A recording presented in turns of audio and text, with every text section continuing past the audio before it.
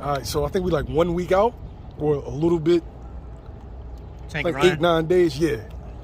Gervonta Davis, Ryan Garcia. Yeah. Now everybody's starting to pay attention to how does Ryan look. Is he going to be drained?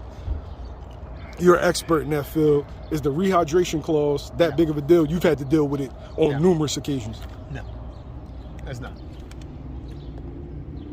For the record, Ryan already comes in 146 to 148 fight night any fucking way. So for him to lose that extra pound or two on a rehydration, it's not going to do that much of a major difference. You understand what I'm saying? But there's always, at that caliber of that level of a fight, there's always a rehydration clause, 10 pounds, whatever. You know what I mean? I mean, you could look at it multiple ways. You could look at it as Tank saying, you know, all right, if I'm that confident, why does he need a rehydration? Does it really play that much of a factor? Is he doing it as a safety measure? Is Ryan really bitching because he got to lose 2 pounds, 3 pounds less than what he's used to coming in at? You know what I mean? So it's one of those drama shows. Like, you know what I mean? Who cares? Like, just fucking fight. You know what I'm saying? So I don't think the weight drain is going to be that bad, or the rehydration is going to be that bad. Now with the rehydration, that's the morning of, right? Is that how? Yeah, it's the morning of. Yep. So what would be your process as a strength and conditioning? I'm sorry, what is your process? You've had to deal with it before. So once you step on the scale, you gotta have a specific amount of milligrams of sodium into the body to naturally rehydrate you. A lot of people resort to just water. A lot of people do the Pedialyte. A lot of people do Gatorade. I would choose the Pedialyte over the Gatorade because of the sugar levels and the dyes that are already in it, even though Pedialyte kind of has the same also. But you know, I have my own method of what I use for rehydration. I use specific things that helps the fighter rehydrate to a well-balanced level. So you know, I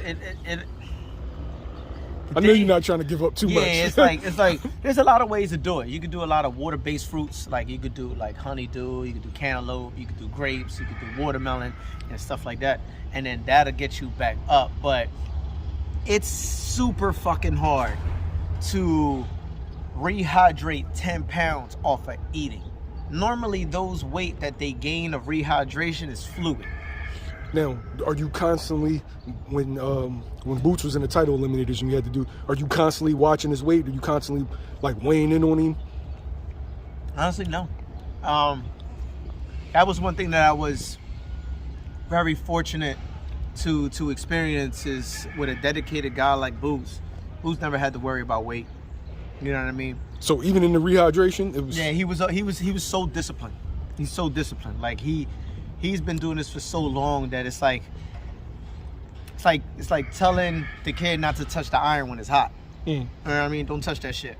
And then when they get older, it's like, you know not to touch the shit. You as a grown man, you know not to touch the shit. So it's like for him, you know, he was always very, very well disciplined in his weight. So that took a lot of the heavy weight off of it. You know what I'm saying? Other fighters like lose on a scale. That's dumb shit. You know what I'm saying? So rehydration, though, I think sometimes you gotta step on the scale 3 times though. You do the original scale, the morning, and before the fight. Like they go to the locker room and they got a scale and they lay that shit down. Like, all right, step on that shit. Oh shit. Yeah, so they do stuff like that. So I mean, it all depends, man. But again, it's like make sure that you're leveled out all the way. Most fighters, when they rehydrate, they do the dumbest fucking shit, and I hear it all the time. I see it all the time. I get DMs about it, text messages, where people, they want to eat like cake. They want to eat like candy and shit like that because their body is asking for the food. So if your body has reached a point of you craving that sweet tooth and a whole bunch of bullshit, and you basically cut the weight wrong to begin with. You know what I mean? So I think rehydration is so paramount in boxing because it affects more than what you think. You got fighters that can't even process certain things at the time, and in boxing you got so much, everything is reactionary. So it's like you listening to your corner, then you gotta listen to your second, and then at the same time you gotta focus on what's in front of you. Then you gotta have your reactionary time being less than a second, on top of not trying to feed into the crowd and things like that. So all that being dehydrated all plays a factor of all that shit. That's why a lot of fighters they hydrate, they dehydrate and then hydrate, and then the next day in the fight night when they lose, they be like, man, I don't know what happened. You know, it wasn't my night. Yeah, I bet it wasn't. You know what I mean? Like sometimes people just do it wrong. So it's a matter of how you do it and the best way to do it. And most people just don't know how to rehydrate. You got to educate yourself. You know what I'm saying? Or you know who to hire.